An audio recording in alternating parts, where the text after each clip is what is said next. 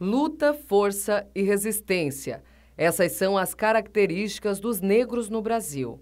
Não por opção, mas por necessidade. Neste dia 20 de novembro, dia da consciência negra, você vai entender também sobre a escravidão e o racismo em Araranguá. O Dia da Consciência Negra ele foi instituído a partir da necessidade, dos movimentos sociais de representatividade negra, na luta, por questões de melhoria na sua qualidade de vida, no combate ao racismo, na dignidade humana como um todo. E ele tem a data de 20 de novembro porque é a morte de Zumbi dos Palmares, que foi o grande líder, então é uma referência. Em 1695 ele foi assassinado com a destruição do Quilombo dos Palmares, lá em Alagoas. Então, a partir daí, a partir dos anos 70 mesmo, começa esse movimento de consciência negra e ele vai se tornando cada vez mais forte. E a partir do ano passado virou feriado nacional, mas não é só para ser feriado, O importante é a gente estar num combate, ser antirracista, lutar contra essa discriminação, contra a má qualidade de vida que essas pessoas têm hoje no Brasil, foram abandonadas, pelo governo brasileiro. Às vezes até os alunos perguntam, as pessoas perguntam sobre quando fala de cotas, mas não é justo ter cotas, ter isso, ter aquilo.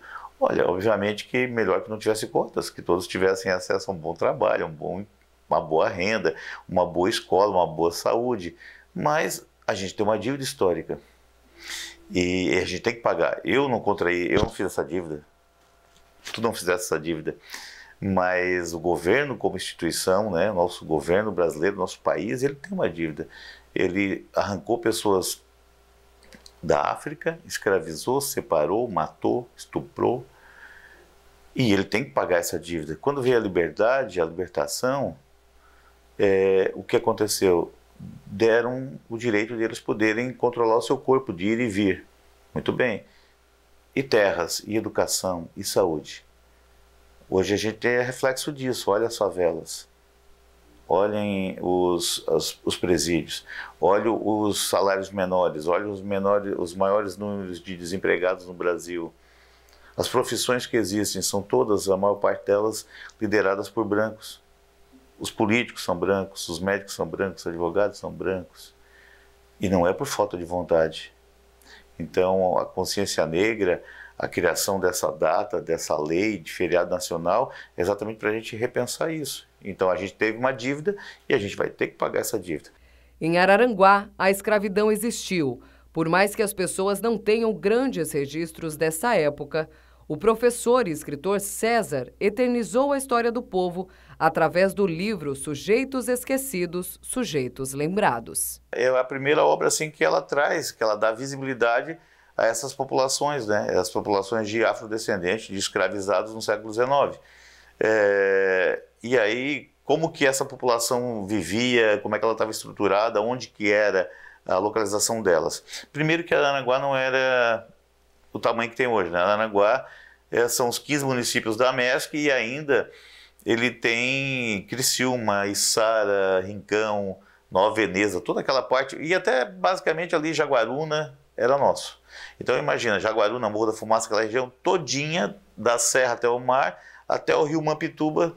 Então isso tudo dava dava uns 20 municípios provavelmente. Então essa parte sul toda, a ponta toda de Santa Catarina aqui era nossa. Então esses escravos, claro, no início eles estavam exatamente localizados no litoral com os portugueses, açorianos. Geralmente as famílias tinham 1, 2, 3 escravos, tinha algumas que eu encontrei que tinham mais, inclusive, 9, 10, 20. Mas assim a média era 2 escravos, 3 escravos, que era para ajudar na lida, na lavoura, na pesca, no trabalho cotidiano. E eles estavam bem no litoral. Então a gente vê muito assim, perto do rio Araranguá, perto da lagoa ali, Mãe Luzia, perto da Lagoa do Caverá, Lagoa do Sombrio. A gente encontra muito isso.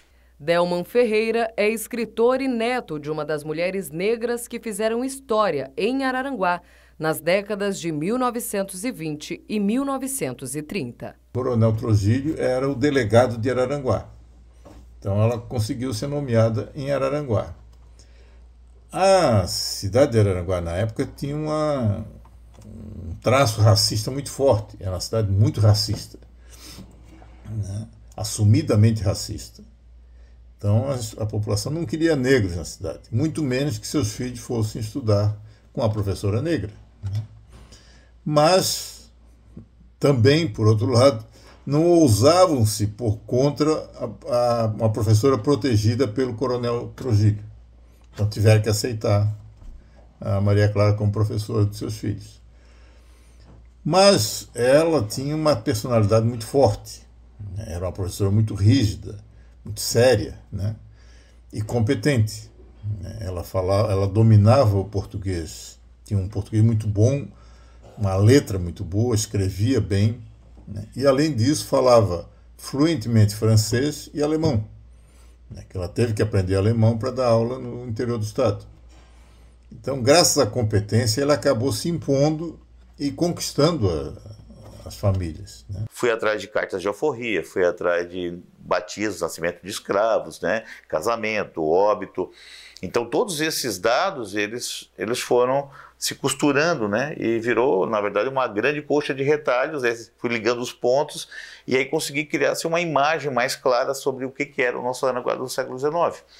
E aí, automaticamente, eu dei visibilidade, né? Quando eu lanço o livro, em 2007, eu dou visibilidade, porque tanto que o livro é Sujeitos Esquecidos, Sujeitos Lembrados, porque esses sujeitos que não aparecem na historiografia, porque quem escreve são padres, são brancos, são de origem europeia, ou são descendentes de europeus, aí não tem interesse em falar dos nossos indígenas, não tem interesse em falar das nossas mulheres, não tem interesse em falar dos nossos negros, né? Então eu vou trazer eles para a luz dessa realidade. E se a gente percebe que existe uma separação, que os brancos ocupam os melhores empregos, os melhores salários, as melhores faculdades, não é? Tem menos analfabeto branco, né?